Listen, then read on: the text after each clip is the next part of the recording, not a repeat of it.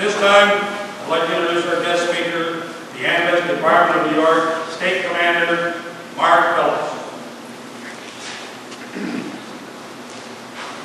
Good morning, ladies and gentlemen. Today, we come together to honor and recognize American service members, past and present.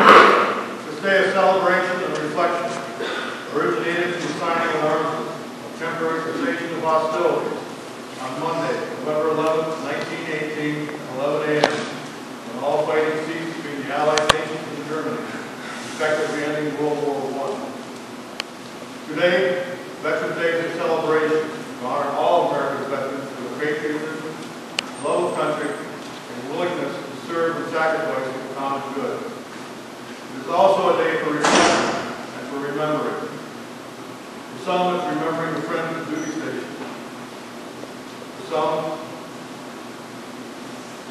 it's remembering the memories burned into our souls that will never go away from the news of the war. Whether you are in uniform today or 4 decades ago, you represent a fundamental truth. It's not the powerful weapons that make our military the greatest in the world. It's not the sophisticated aircraft, missiles, tanks, or ships that make us the most advanced. The true strength of our military is in the spirit and skill of our airmen, soldiers, sailors, Marines, Coast Guard. And the true strength of all our armed forces is seen in the men and women who have worn and now wear the uniform of our nation's military. As a nation, we have always prospered thanks to the average citizen's willingness to stand up and answer the call to serve in our hours of need. Our national resolve has been expressed by the millions who have worn the cloth of our nation, taking up arms against those who wish to do us harm. Today, we honor all our nation's veterans, past and present, who are yielding sacrifice and dedication to our great nation. The same dedication we witness in today's endeavors has prepared America in the toughest of times throughout our history, whether in peace or at war. The important role of our veterans cannot be denied. The men and women from all walks of life, young and old, rich and poor, but they share one common thing, a love for this great country. No matter where or when our veterans have served, they have always served with distinction. Service the country is a bridge over which 38 million Americans have passed during wartime alone. It was built on courage, dedication, and patriotism, keystones in American way of life. Unfortunately, as a nation, we possess an ability to collectively turn a blind eye to the military and veterans communities such as on Veterans Day, Memorial Day, and the 24-hour news cycle following the scandal. Focus, if you will, for at least one moment on the fact that 23% of America's homeless population are veterans. 89% of these homeless veterans were honorably discharged. 47% served during the Vietnam War. The sacrifices made by our veterans for our country have assured our rights of life, liberty, and pursuit of happiness. Yet today, thanks to a vocal minority, our lives are not what they used to be. Our liberties have curtailed, how can you preserve happiness because we're worried about offending someone? Veterans, for the formation of this country, fought and died so that we have certain basic rights.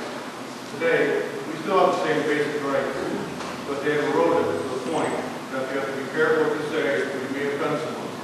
You have to be careful not to pray over someone that is not intentionally hear you, or you may offend them. If you're standing in your own property with a gun, you may very well have homeland security surrounding you. In spite of the sacrifices that nearly all veterans have made, and the horrors that some have experienced, the overwhelming majority are proud to have served.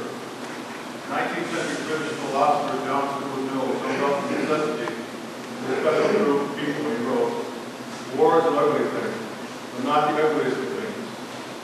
The caged state of moral and patriotic feelings which thinks that nothing is worth war is much worse. The person who has nothing for which he is willing to fight, nothing which is more important than his own personal safety, is a miserable creature and has no chance of being free unless made and kept by the exertions of better men than himself."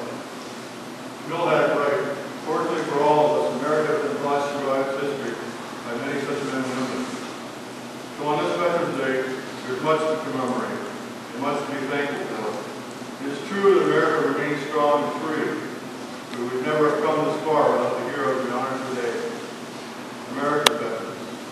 We must vow to lift our veterans into the light and struggle against the indifference and neglect that once again beginning to show among the public and our political leaders.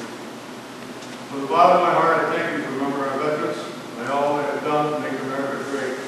May God bless each and every one of you who strive against indifference. May God bless, protect our men and women in numerous ways. May God bless our veterans who kept our country free. Thank you.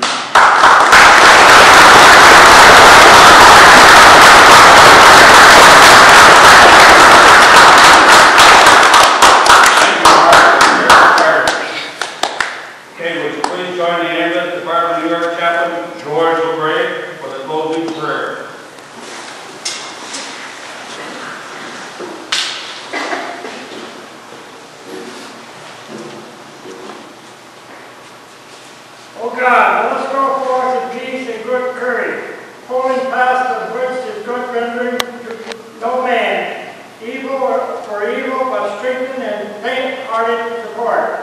The weak helping the afflicted and honoring all men and loving and serving thee, O God. Amen.